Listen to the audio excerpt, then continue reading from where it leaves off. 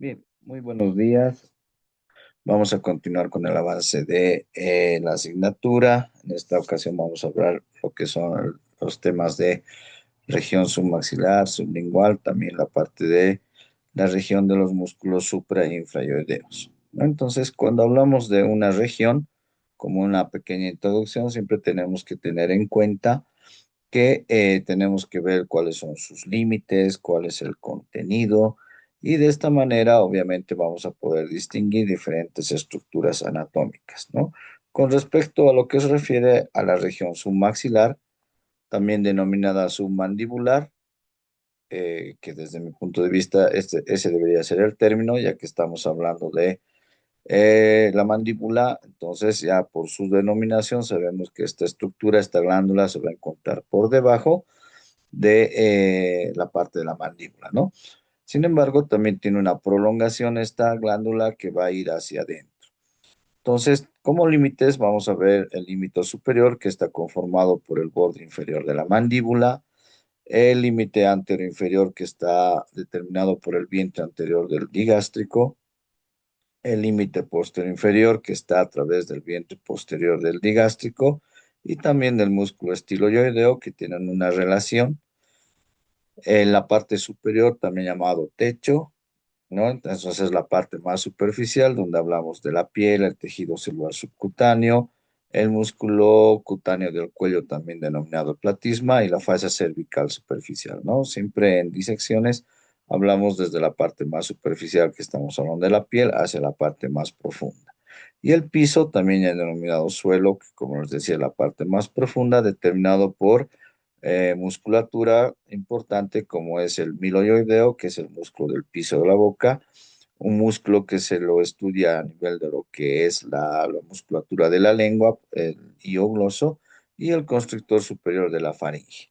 Entonces, en esta imagen van a poder ustedes determinar, ¿no?, los límites que hablamos del reborde mandibular, el vientre anterior, su tendón intermedio y el vientre posterior del digástrico. Miren, ahí está el estiloideo que tiene esa característica de perforar el tendón intermedio, ¿no? Entonces estaríamos hablando de una pared, ¿no? De un borde a nivel de los límites que pueden hacer la parte ósea y la musculatura, y que también esto vamos a ver en los triángulos del cuello, ¿no? Porque si ustedes se dan cuenta, esto es el vientre anterior y posterior, y además del reborde mandibular, están formando un triángulo, ¿no? Entonces el techo estaría por encima con lo que es el músculo platisma cutáneo del cuello, estaría todo lo que es la parte de la aponeurosis, la parte del, perdón, el tejido celular subcutáneo, y obviamente la piel también que estaría involucrada. Y en el piso, miren, encontramos este músculo que es el músculo miloioideo, y más hacia posterior que se está viendo también ahí el músculo hiogloso. Entonces, esa es la característica que tenemos en nuestra región submaxilar. Con respecto al contenido, entonces vamos a ver, importante contenido aquí es la glándula submandibular. Obviamente esta glándula va a ocupar la mayor parte del espacio a través de lo que es la irrigación, la parte de la arteria y vena facial. No nos olvidemos que esta arteria y vena facial, bueno, la arteria facial va a ser una rama colateral de la carótida externa, que la vamos a ver enseguidita, y una de sus ramitas que va a dar va a ser la arteria submentoneal, ¿no? Con respecto a la inervación, estamos hablando del trigémino a través del nervio miloioideo, no propiamente de la tercera rama, que es el nervio mandibular, a través del dentario inferior o alveolar inferior, ¿no?, que va a ser su ramita, el miloideo. El doceavo par craneal, que es el nervio hipogloso, el nervio lingual, otra rama también del nervio trigémino del tronco terminal posterior, ¿no? Y que acompaña al ganglio submandibular, que también lo vamos a desglosar más adelante. Con respecto a la parte linfática, están los ganglios submandibulares. Entonces, aquí podemos observar, miren, tenemos que identificar ahí el reborde mandibular, el vientre anterior del digástrico, y podemos observar aquí la glándula submandibular, ¿no? Entonces, que está por debajo del reborde, miren, una prolongación que va a entrar, ¿no? Hay que verlo desde una vista interna, esta prolongación, para poder determinar. un músculo clave que va a hacer estar en esa división o esa prolongación es el miloioideo. Encontramos aquí lo que es la vena facial y la arteria facial, ¿no? Con característica de que está más superficial la vena y más profunda la arteria. Y la cadena ganglionar submandibular correspondiente a este contenido, ¿no? Y también pueden ver la arteria submandibular o submentoniana, que también se le denomina. Bien. ¿No? Ahí tenemos también, ya desde la parte interna, miren cómo la glándula submaxilar o submandibular presenta una prolongación y es el músculo miloideo el que ingresa, ¿no? En esta prolongación, ¿no? Está relacionándose, por aquí vean el nervio dentario inferior o alveolar inferior, el cual va a dar una ramita, ¿no? El cual va a ser el nervio miloideo. Entonces, otro ramo del tronco terminal posterior del nervio mandibular, y ahí lo ven al nervio lingual, el cual va a pasar por debajo del conducto excretor de la glándula submandibular, ¿no?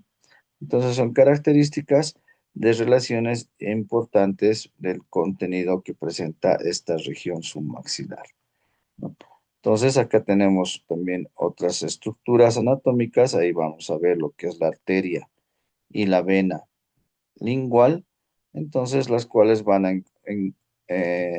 entrar.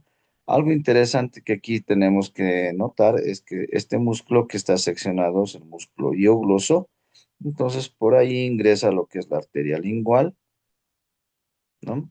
Y el nervio hipogloso que también se relaciona va por delante, ¿no? Entonces es como que este músculo hiogloso los divide, uno va a entrar más profundo, la arteria lingual, y otro va a ser más superficial, que va a ser el músculo hipogloso, ¿no? Y de ahí van a dar sus ramas, la arteria lingual, para ir a lo que es la arteria lingual profunda, también llamada renina, y la arteria sublingual, ¿no? Antes de ingresar, ¿no? Se encuentra la arteria dorsal, ¿no? De la lengua.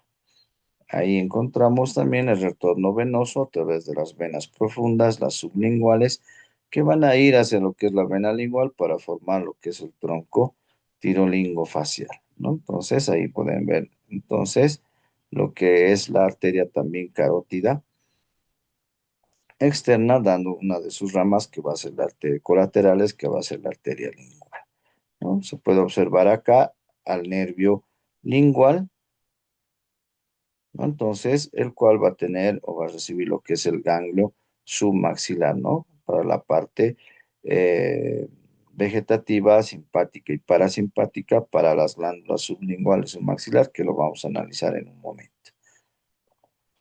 Bien, con respecto a la región sublingual, también tenemos que observar lo que son los límites y el contenido. A nivel superior está la mucosa del suelo de la boca, donde vamos a poder observar el frenillo lingual y las carúnculas, es decir, ¿no? La desembocadura de la glándula sublingual.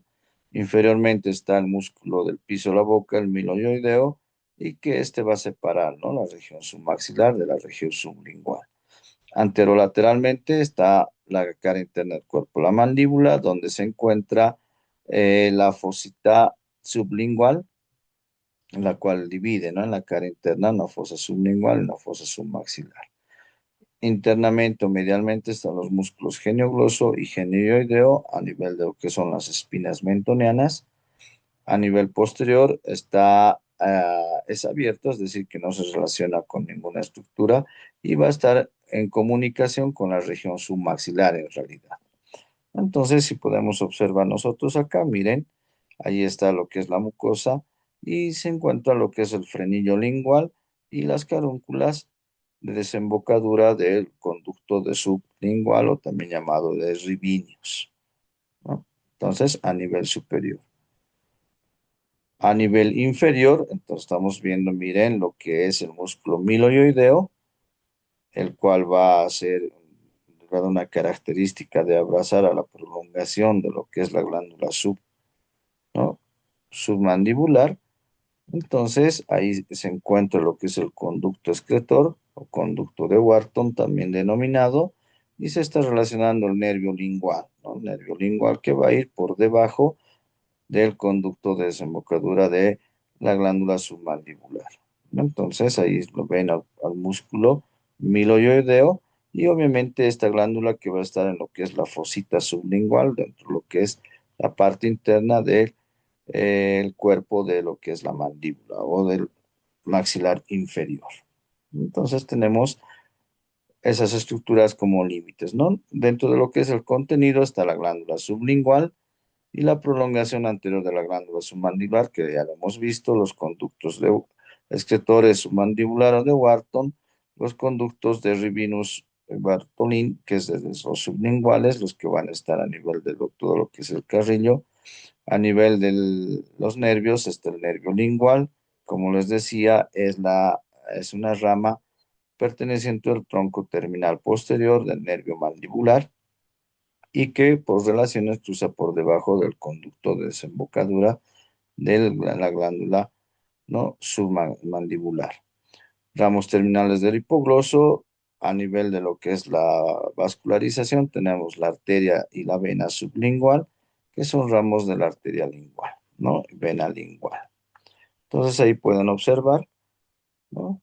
Vemos la misma diapositiva, entonces aquí está ingresando lo que es el nervio lingual, ramos terminales del hipogloso, y tenemos también aquí la glándula submaxilar y sublingual para ver las desembocaduras de igual manera de los conductos de Rivineus y los conductos de Wharton.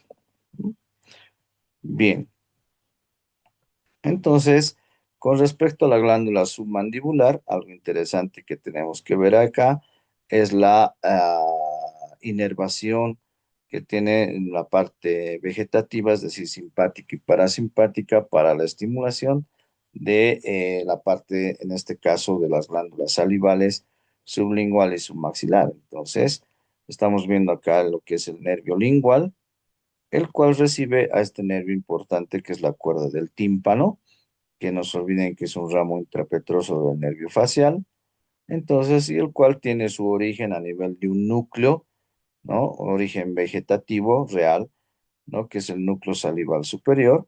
Entonces llega y va a transmitir esa parte, ¿no? Para llegar al nervio, unirse al nervio lingual y de ahí llegar a lo que es el ganglio submandibular. Pero también presenta, ¿no? La parte, este es preganglionar y también la parte postganglionar, es decir, que ya viene de otro ganglio, que es el ganglio cervical, que va a llegar hacia lo que es la glándula submandibular. Entonces es una parte preganglionar y postganglionar. Y luego posteriormente, entonces aquí pueden observar, por ejemplo, el nervio trigémino con sus tres ramas. Ahí está el nervio lingual del tronco terminal posterior mandibular, uniéndose a la cuerda del tímpano, el cual va a llegar a lo que es el ganglio submandibular. ¿No? Hasta este momento son preganglionares y posganglionares también, que llega de la parte del plexo carotidio. Y luego el ganglio va a tener dos vías, una vía eferente, es decir, que salen, entonces estas pre y postganglionares son aferentes, es decir, que están llegando, y las eferentes serían de dos maneras o dos alternativas.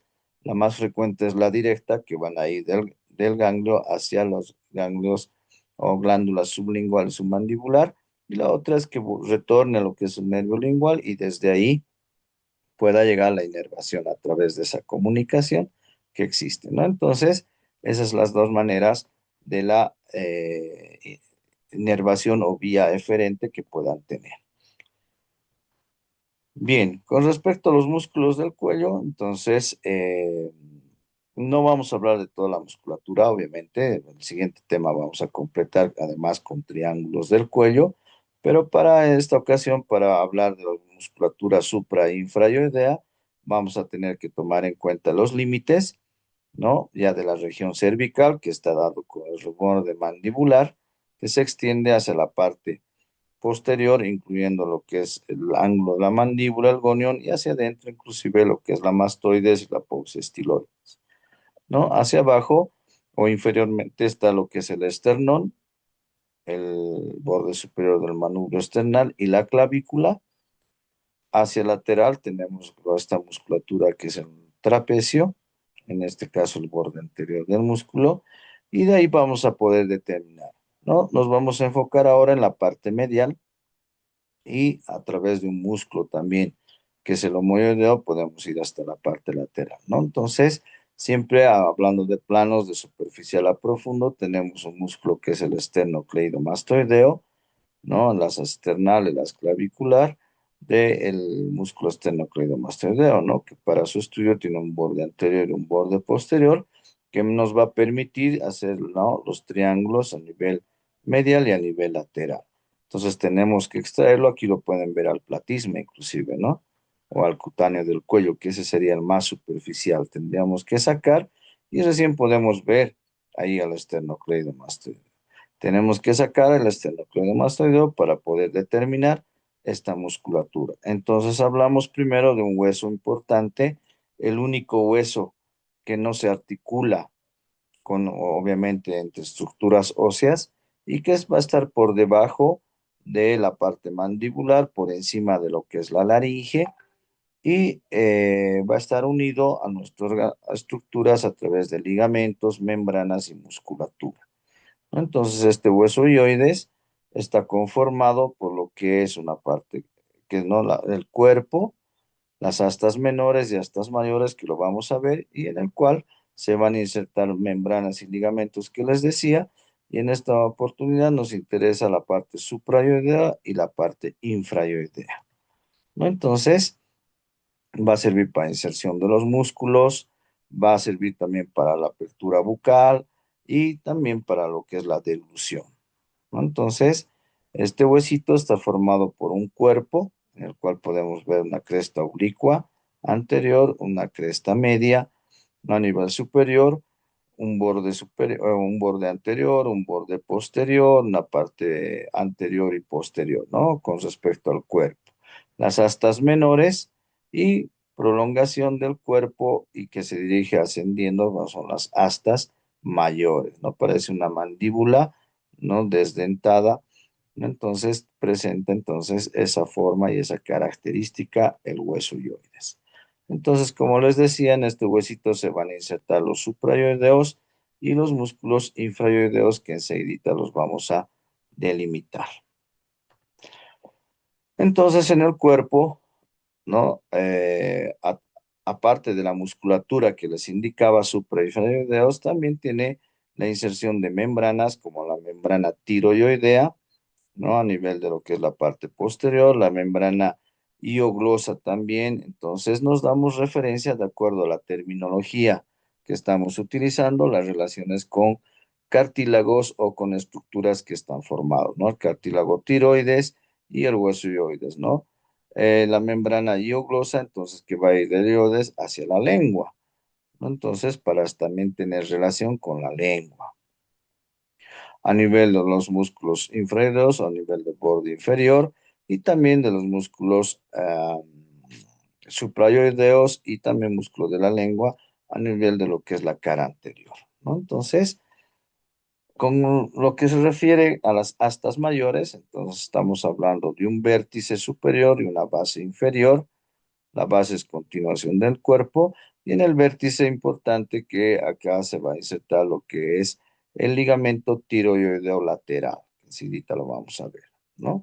Músculos como el hiogloso, el constrictor medio de la faringe y la membrana tiroidea también van a insertarse en esta asta mayor.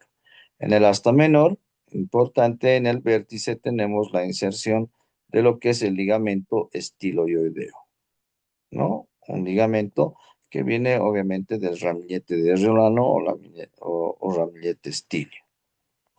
Bien, la base va a estar unido a lo que es el cuerpo.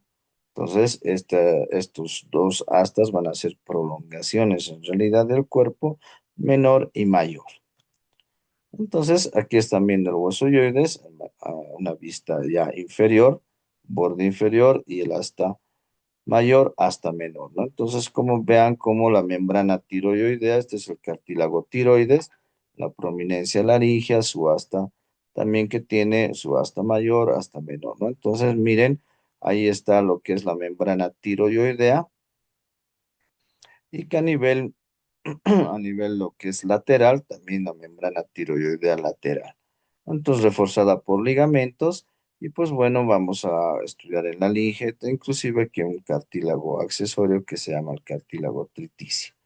Entonces pueden observar acá la musculatura a nivel de lo que es también, ¿no? La parte de los suprayoideos y hacia abajo tendrían que estar los infrayoideos, ¿no? El músculo estiloyoideo que están observando ahí, el constrictor de la faringe, ¿no? El estiloyoideo, el vientre posterior del digástrico, que aquí está seccionado, su tendón intermedio y el vientre anterior, ¿no? Ahí está, lo pueden ver acá el el yoideo, el iogloso, ¿no? Y el constrictor.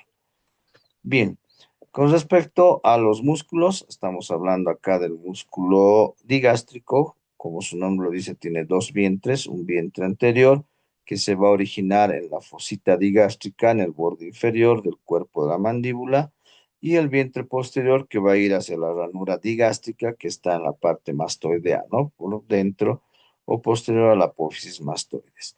Tiene un tendón intermedio, el cual se va a relacionar a través de una membrana, va a estar insertándose en lo que es el cuerpo del hueso hioides. A nivel de su irrigación, está dada por la arteria submentoniana, la arteria occipital y auricular posterior, que son ramas de lo que es la carótida externa, que lo vamos a ver enseguidita.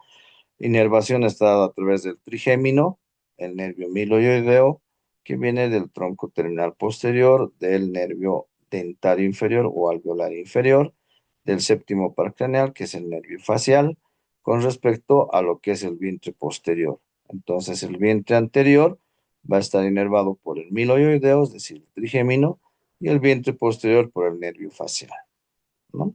Su acción es deprimir la mandíbula y fija el hueso hioides. Otro músculo va a ser el estiloideo. Miren, aquí está la apófisis estiloides, la mastoides.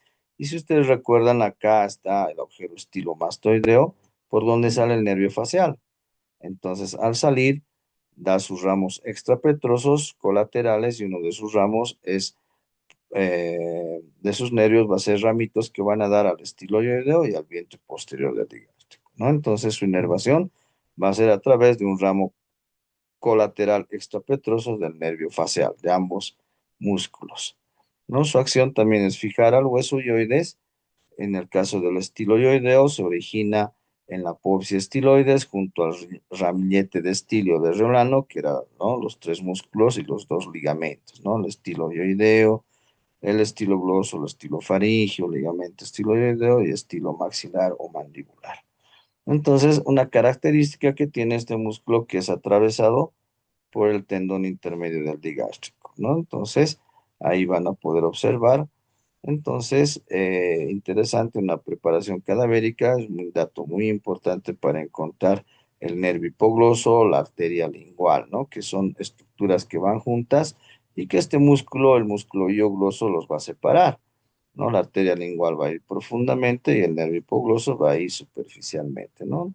Entonces, son datos anatómicos interesantes que hay que estudiar. El músculo miloideo, como verán, es el piso de la boca, se inserta en la parte interna, todo lo que es la línea oblicuo interna, también llamada miloidea, es denominado el músculo del piso de la boca. Entonces está irrigada por la arteria submentoneana sublingual, de ahí va a ir hacia lo que es la parte del cuerpo del hioides.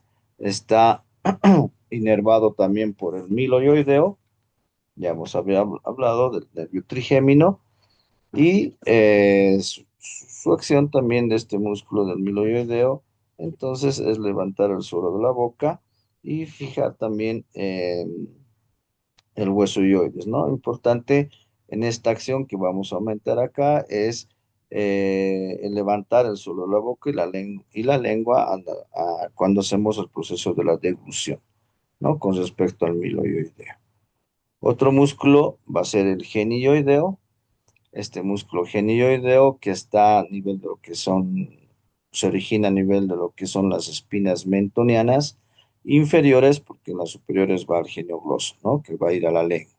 Genioideo y que también son llamadas apófisis génina. Y de ahí se va a ir a insertar a lo que es el cuerpo del hueso hioides, ¿no? Está irrigado por la arteria sublingual, el nervio cervical uno a través del nervio hipogloso, entonces asa cervical, y el hipogloso es el que va a llegar en realidad al genioideo, y como acción presenta lo que es elevar la lengua y fijar el hueso ioides, como también los otros suprayoideos lo hacen. Bien, entonces miren, aquí tenemos una imagen de la arteria de la irrigación. En realidad, en este caso se ve la carótida primitiva, ¿no? Que izquierda o derecha es importante identificar desde su origen porque tienen diferente origen a nivel, ¿no? De lo que es el callado de la aorta y el tronco arterioso brachiocefálico. De ahí suben y se van a dividir en la carótida interna y la carótida externa. Importante a nivel de identificación o reconocimiento cadavérico es que la carótida interna está libre de ramas colaterales y se dirige hacia el orificio carotídeo, ¿no? A la base del cráneo.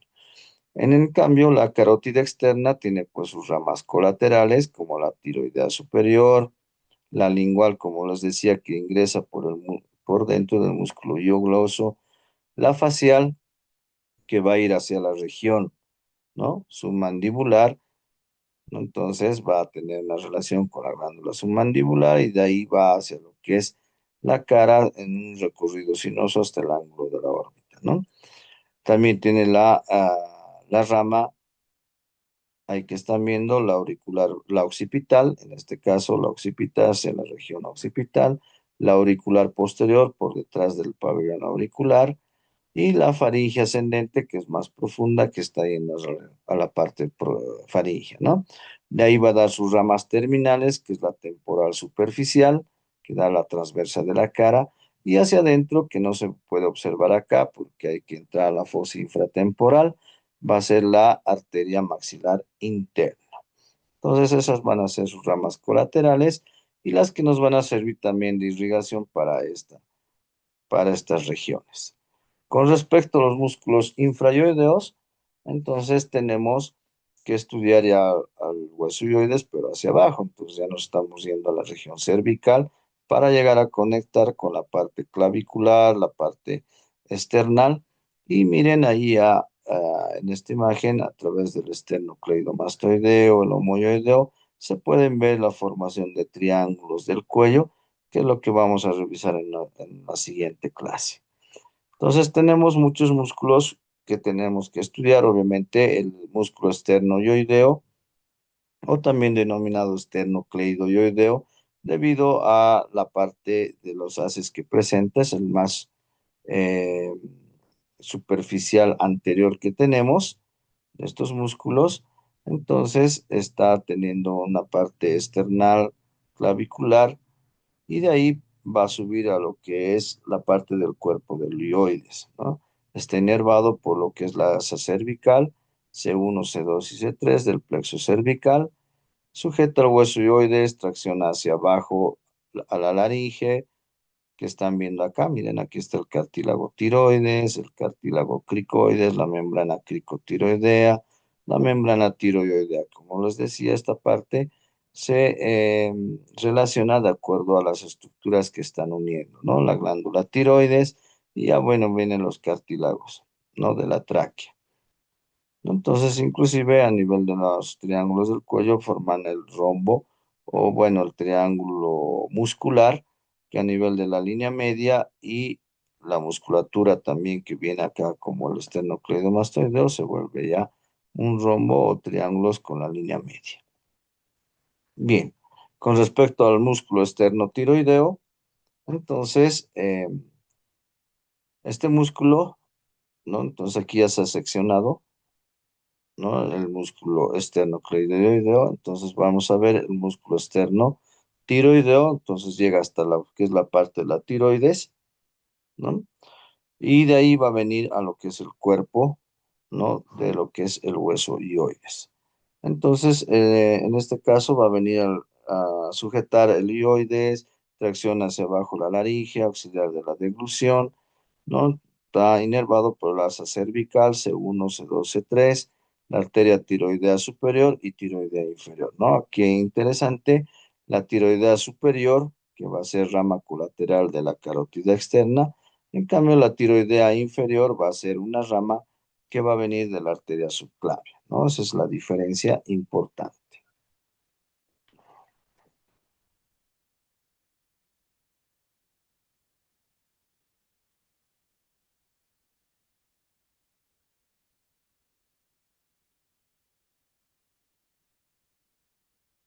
Bien,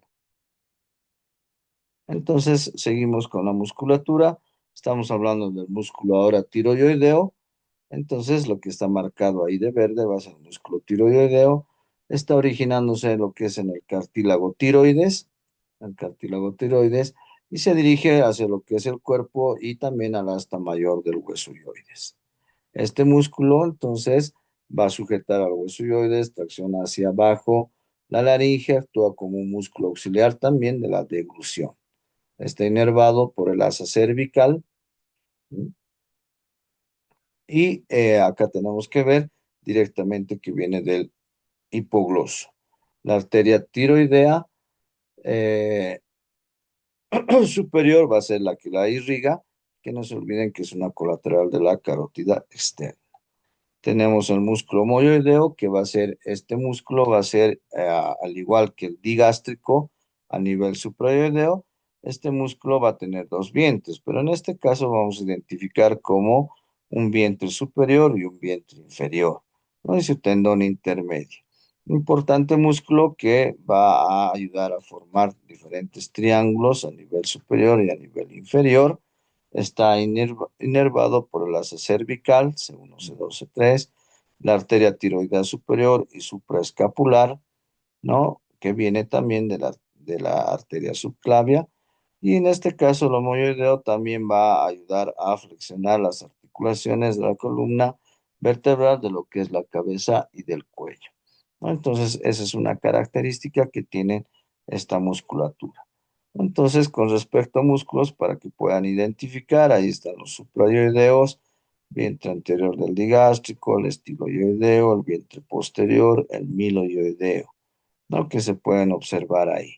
Infrayoideos tenemos acá el homoyoideo con sus dos vientres, el superior e inferior, y el tendón intermedio que presentan, el esternocleidoyoideo, ¿no?